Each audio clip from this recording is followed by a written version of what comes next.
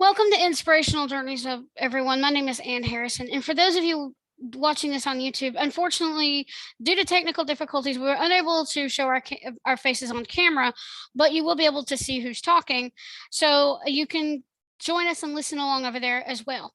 So today, my special guest is a children's book author, and I am very pleased to introduce to you Timothy Stuetz. Welcome to the show, Timothy. Oh, thank you, Anne. I'm delighted to be with you and everyone that's listening. Thank you so much. It's a pleasure to have you. So why don't you tell us a bit about yourself in a summary if you want?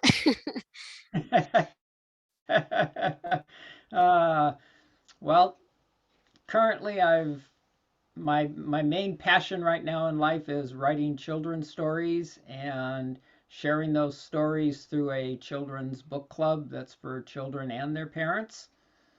And to date, I've written more stories than anyone currently alive, 86, and I have another 10 that I'm working on and many more ideas behind that. Perhaps one day I'll catch up to Hans Christian Andersen if I really have time and going. And prior to writing children's books, I've been a practitioner and teacher of many forms of meditation, Tai Chi, Qigong, yoga, energetic healing practices for the last 40 years. Prior to that, I was a certified public accountant with my own practice and with a national CPA firm and a couple of the larger um, private firms. And that's my work background. As a child, I loved reading. My mom had me reading before I ever started school, and I started school at 4 and a half. And I loved Hardy Boy books. I loved mysteries, and I still love mysteries and adventure and unraveling things and creating things. Wow, I love that, because I was going to ask you what inspired you to write, but I know before when we attempted to record full video before, you told me you had a lot of professional writing that you did in your professional career. So why don't we start with what inspired you to write children's books? Inspired me to write children's books was a comment my mom made. And I wrote love poetry, I wrote philosophical poetry.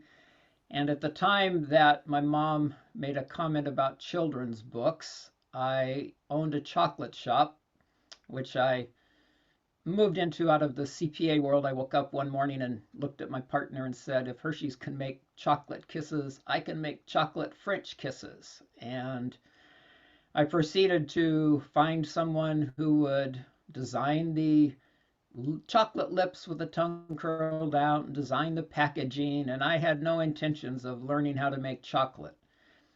But when the manufacturer I had contracted with saw the completed product, they saw that they might make a little more money off the deal and tripled the price they were charging me to make the chocolate. So Oof. not liking that, I decided I would learn how to make chocolate and open my own chocolate shop and buy the equipment, and found some other chocolate makers who taught me how to dip chocolate, which there's an art to that. And it was in that chocolate shop one day that I received a large box that I did not order, and was very surprised when I opened it up to see 50 little teddy bears staring at me. Ah. And being a Hardy Boys fan and a certified public accountant and liking a mystery, I actually traced down who actually owned that box and where it should have been delivered. And there was a little mystery and adventure behind it, because the people that owned the bears had a separate company selling teddy bears and importing them from overseas, and their importer decided he would smuggle in a box, and he sent it to me instead of himself somehow. But Oops. Well, that was a happy anyway, accident. It was divine timing. It was all Uh-huh. divine. And the owners of the teddy bears let me keep the box of teddy bears, and I carried one of them around in the passenger seat of the car with me. And after about 2 weeks of doing this, I picked it up at a stoplight one day and asked, "Who are you?" And to my surprise, this little teddy bear said, "I'm Poet Bear." And that made sense to me because I wrote love poetry, I wrote philosophical poetry, and that sparked me to create a little book of poetry called Tales of the Heart and package it with these little teddy bears with a heart around their neck. And when I got that packaging together and set it on the counter to sell the first day, my mom took one look at it and said, "You missed it, you blew it. That should have been a children's book with that little teddy bear." And at the time, it was about 2 years after that companies, children's toys companies and book companies started packaging stuffed animals and books together.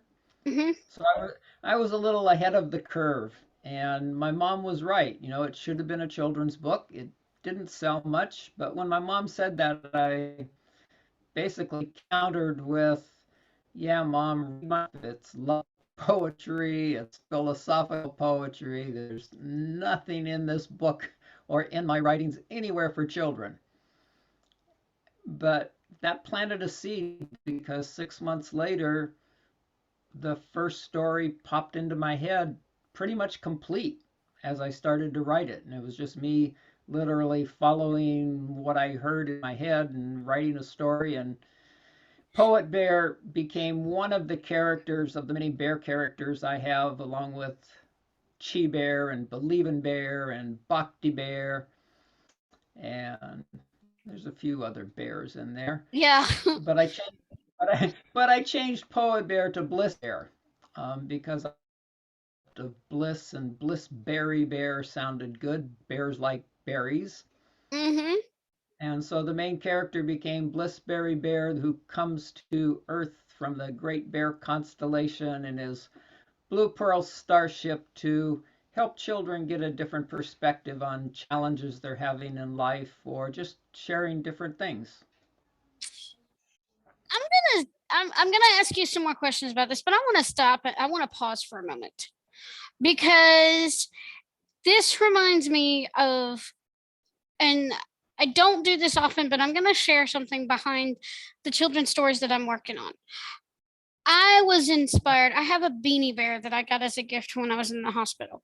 I can't show it because we don't have our camera, we don't have our cameras turned on. But I have shown this on the podcast, and you guys have heard this before.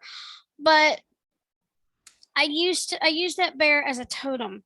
I used to Mm. call it Beanie Bear, but no. He told me his name was Theodore the Benevolent Bear. Ah. Yep. And so then I crocheted. We in my crochet class, because I love to crochet. I did a candy corn stuffy. Well, I was just going to leave it as a candy corn and give it and make several of them for my nieces and nephews for Christmas. Not so much. I did not add the arms and legs or the eyes and the ears and the nose and all that with it. I could see the different parts of the bear, the candy corn stuffy in my hand as I, could see me crocheting it, the little pieces designed to me sewing it onto the candy corn. I'm like, well, I'll do it later because I am in the Writing Warriors for Jesus group, and my friend and coach Jen Lowry, who has a couple of podcasts because she runs a publishing company now. I'm giving Jen a shout out. We were talking, and while I was in this boot camp session, this candy corn takes the top of his head, the top, the pointy top, and starts nudging me. Like, don't leave me in hiding. Don't leave me in hiding. Just kept nudging me on the leg. So I have a story that I've got to rework where he turns into Santa Corn. But anyway, yeah, magical toys. So the reason I share this is because you need to listen to your characters, whether they're just in your head, that God has given you or you've created, or the toys that you make that come to life. You need to listen to these characters because they have a story to tell and they'll bug you till you tell it. What would you like to add True. anything to that? I've found that myself. In fact, one of the last stories that I did, I had on the drawing board for a couple of years, and its original title was Patience the Impatient Panda. Mm-hmm. And I wanted to write a story about patience. And I had it there for years, and then I decided I just got the inspiration to sit down and start writing it. And as I started writing it, it changed completely. The final title is Precious Panda Pearls because there were more pearls of peas, like perseverance and possibilities that Mm-hmm. emerged as I was writing the story, more than just patience. So, yeah, I was just sitting down and listening to what wanted to come through in that story after I had the original idea for it. I kind of have, and I'm going to be honest, I don't know why, but folks, if those of you writers, you understand this. I'm seeing this little bear beside me, not in my head, and I'm getting a picture of Bliss Berry Bear in my head, and I'm like, why? Is that not funny? I think I've been writing these stories for so long, and 40 years, Bliss Berry Bear has kind of taken life. It does exist, not just a fictional character. No, it's kind of funny, but Uh, so the now in the book Tales, Fairy Tales from the Heart, is this a collection of stories that you published originally as picture books, like what is it, Ballad of the Bees? Or was this a collection of stories that you wanted to put together and some just in one big storybook? yeah, Fairy Tales of the Heart is 14 of the stories that I've written, and I published that maybe 5 or 6 years ago, Oh, okay. and maybe 7 or 8 years ago, actually. And yes, it was just a compilation of the some of the stories that I really enjoyed and wanted out there into the world. And most of my, and then the Ballad of the Bees. So Fairy Tales of the Heart.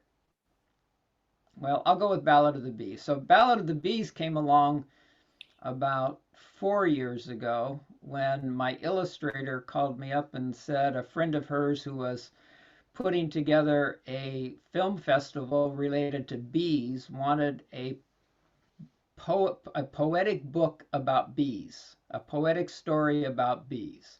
So she called me up and asked me if I could write that. And at the time, I really had not written any poetic books. I had, a few lines of poetry here and there. So I enlisted the aid of my mother to research and write down every term about bees she could come up with so that I could start looking for words. Mm-hmm. So the Ballad of the Bee about I was able to my mom did some research and I wrote this wonderful book called The Ballad of the Bees, and within the time frame of getting it to the film festival, but my illustrator did not get the illustrations done at the time.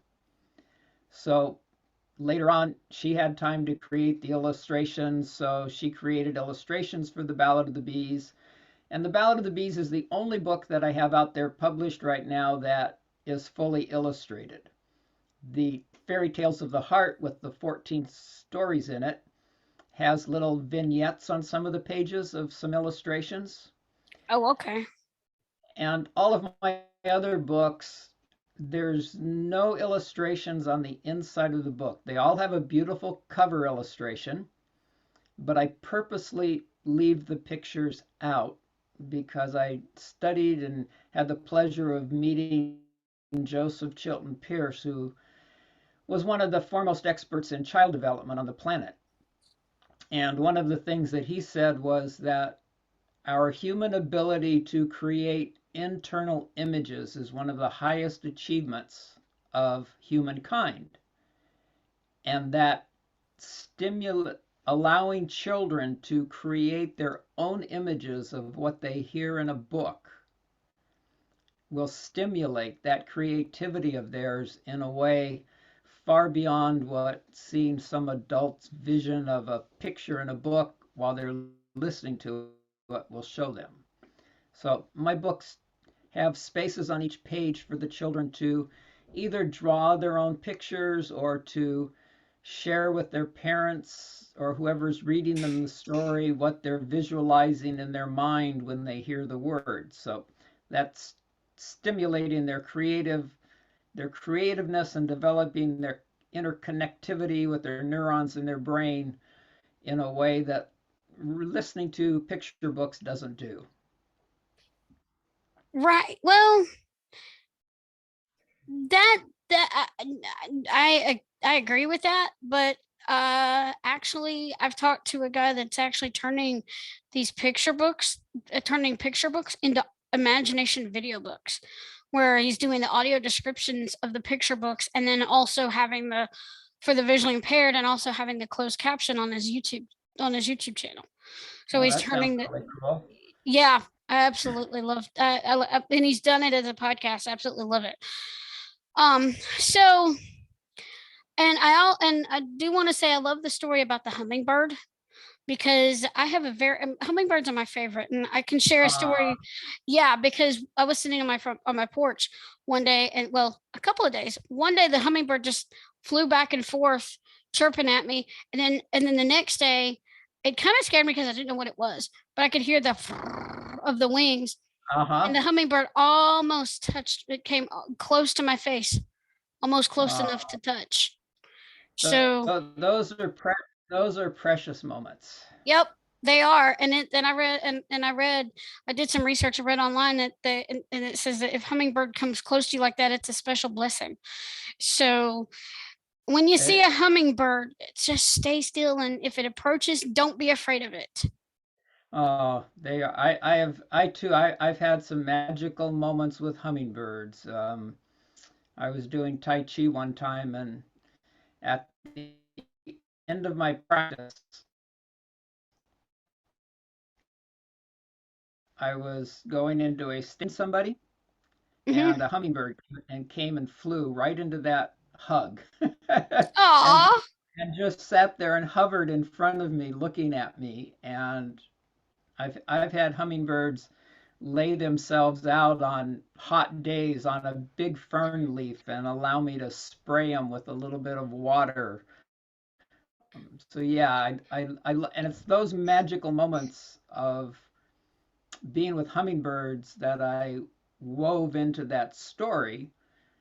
But the original idea for that story was, as a child, the most traumatic experience I had up until that time was I had a BB gun, Ah.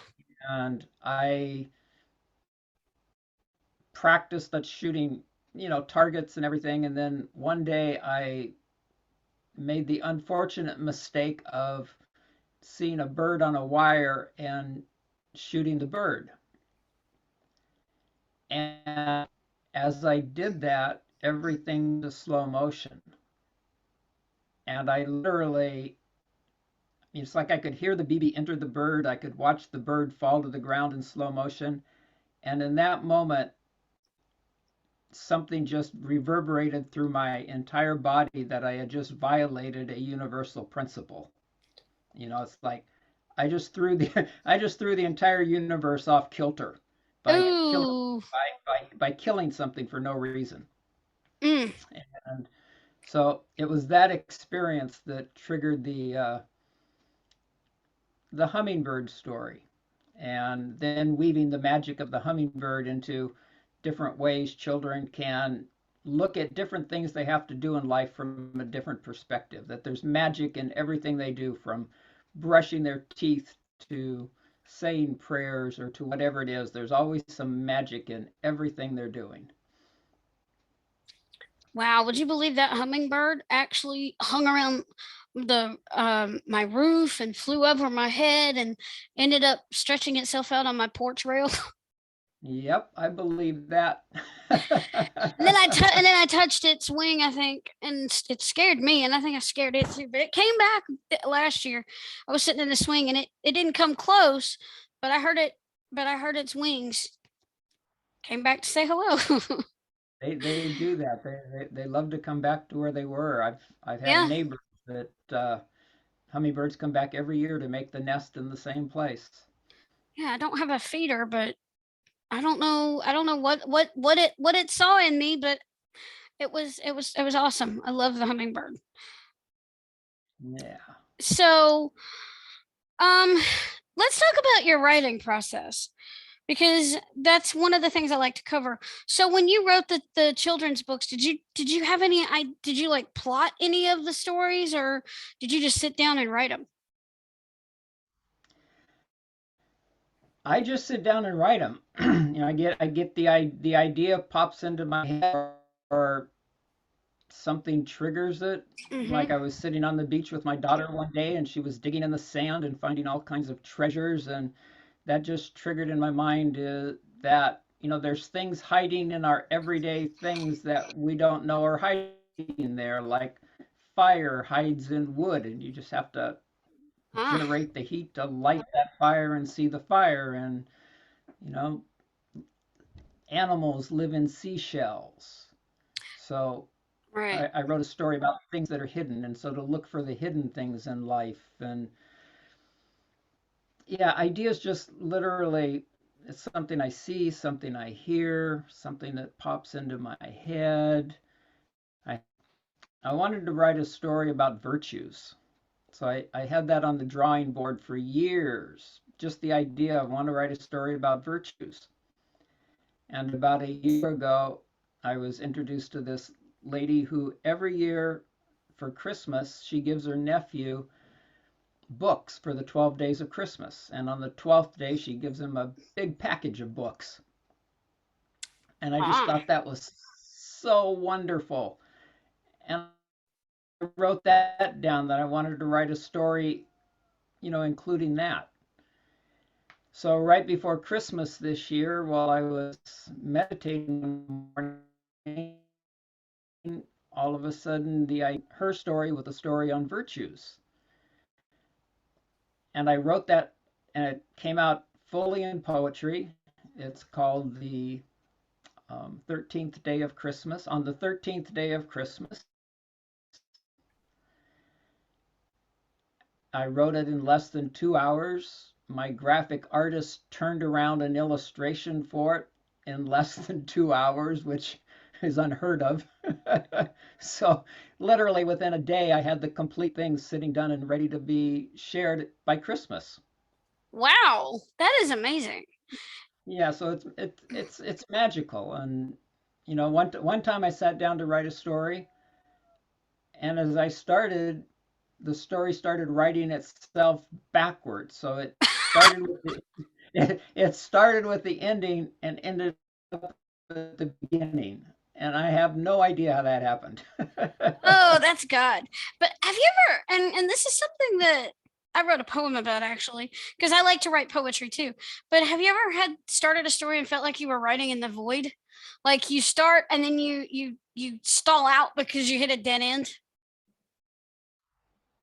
Actually, I've never experienced that. Ah, okay. You know, I didn't know if that was it's something it's like you the no, it's like the story is it's pretty much complete within my head when I start. I have no idea what's going to come.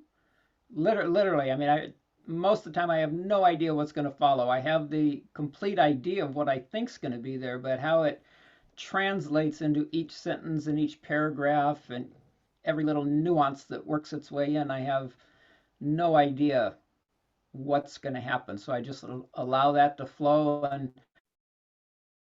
I'm literally surprised what comes out as I'm writing the stories. So they surprise me as much as they surprise anybody who's reading them, because a lot of times, most of the time, I have no idea what word's going to come next, what paragraph's going to come next. And maybe the story will change itself, like Patience the Impatient Panda, because I also had no intention of making that story mostly poetic. And I was also weaving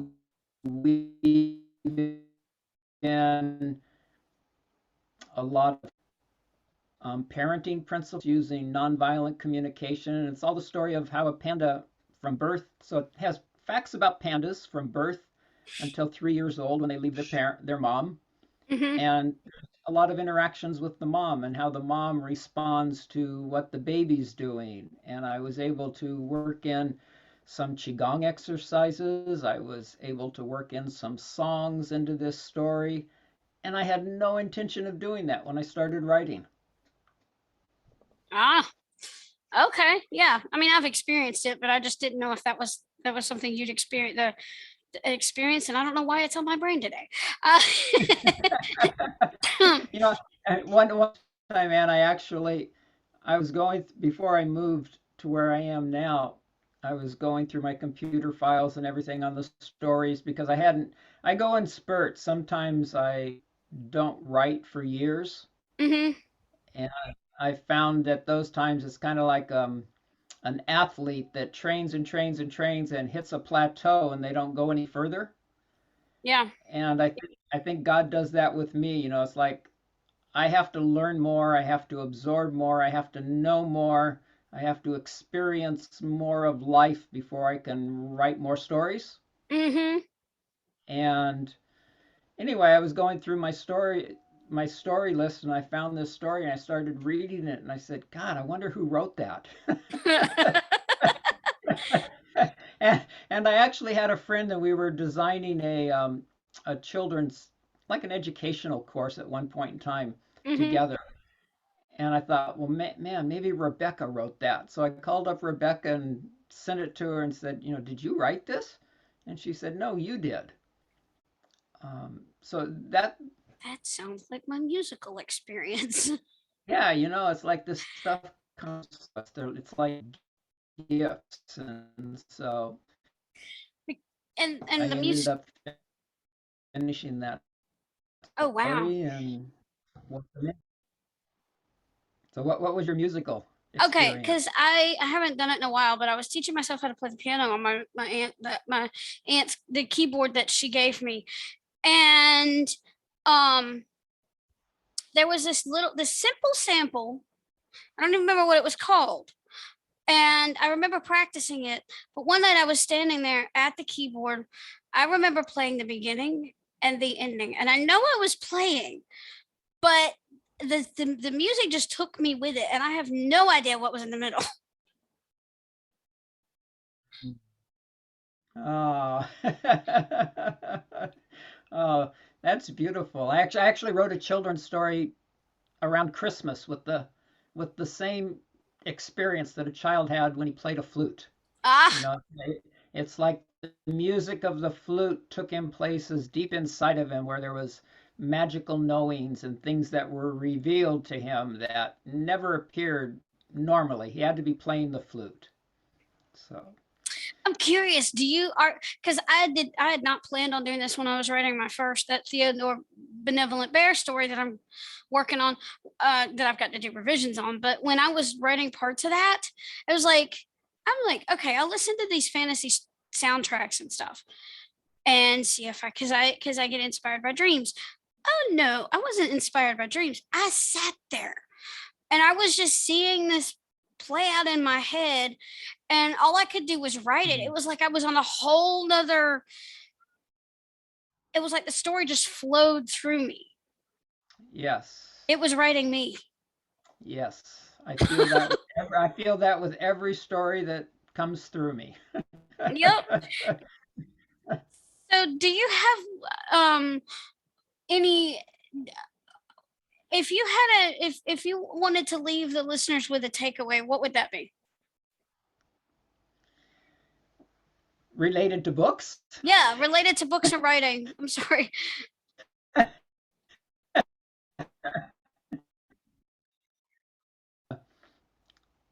Related to books, I would say read, and it's a way of learning about ourselves. It's a way of learning about life. It's a way of learning about other cultures.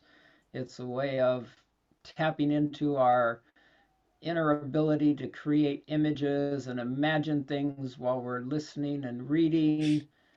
And if you're a parent, if you're even thinking of having a child, start reading to that child when they're in the womb, because the child starts responding to your voice at 5 months. And there's lots of psychologists and um, great, great meditation masters that talk about, if you want your child to be a scientist, start reading them scientific information when they're in the womb. If you want them to be a great musician, start playing classical music or any kind of music you want them to, be attuned to, because that child inside is picking up those vibrations, so that we have the power to start our child's development while they're in the womb, and when they're born, not understand what they pick up on the love in your voice and the inflections, and reading to children creates a bonding time with them and you that is so precious that you don't get elsewhere. So, yeah, I'd say just read, be a family together, read to your children, and learn together. Wow. So, where can people find you online? Timothy Stuetz, TimothyStue. And if they go to the menu there, I have a freebie section that has some free fairy tales, free songs, free guided meditations for the entire family, some actual Qigong exercises. There's something there for everyone. And there's also a webinar that I just created for parents, and it's called Three Magic Wands for More Creative, Happier, and Empowered Children. So that's also there in the freebie section at the website. Ah, okay. Do you have a social media presence? I do. I'm on Facebook, and I have a Facebook page at transformations.timothy. And I'm beginning to establish more of a presence on Instagram and Twitter. That's coming along, but mostly Facebook is where I'm at right now. And all those links can be found on your website, right? Yes, they can. Okay. And the links will be in the show notes. So, tell me about this. You have a yoga DVD for children. I I saw that in your book. Tell me a little bit about your. I do. Well, as a one of my favorite practices that I found was called the Five Animal Frolics, and it's actually the very first form of exercise that was recorded that we know about. And it Mhm. was about 100 AD. A Chinese doctor discovered that watching animals, he saw that all of the movements in animals are healthy. So he put together a series of movements where you imitate uh, a, a crane, a bear, a deer, a tiger, and a monkey. And Oh, it's one of my most favorite practices. It disappeared for a long time, and then a Chinese lady had cancer and rediscovered these exercises and used it, and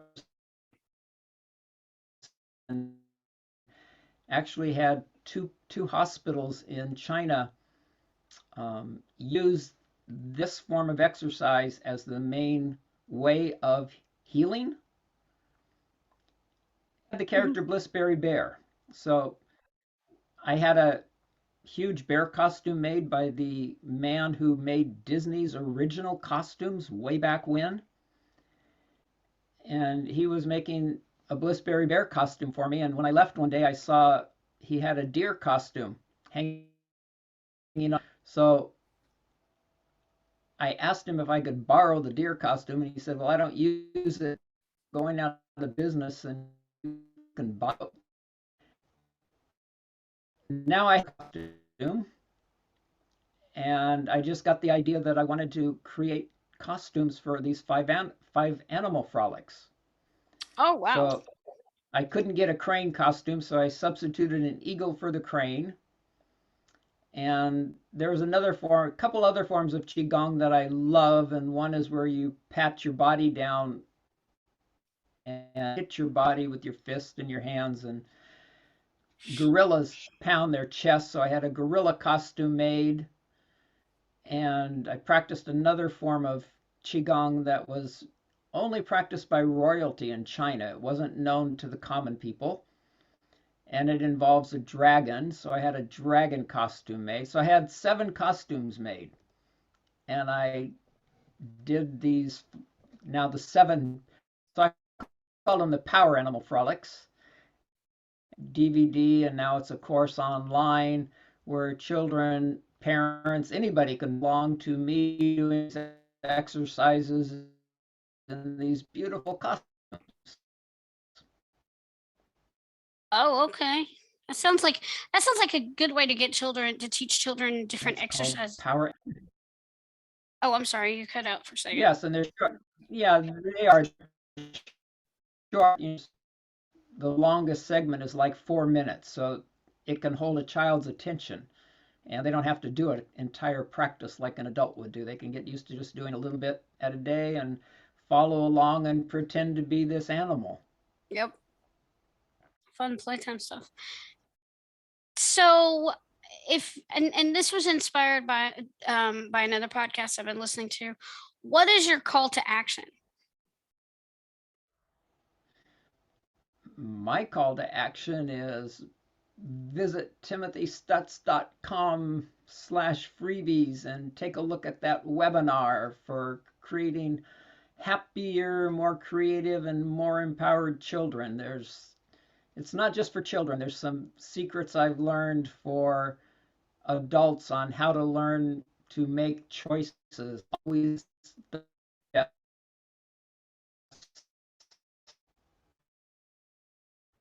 Okie doke. that always resonate, and a few other things in there that teach them how to, you know, visualize and help their child develop without teaching them anything, just by visualizing what you want your child to experience in life.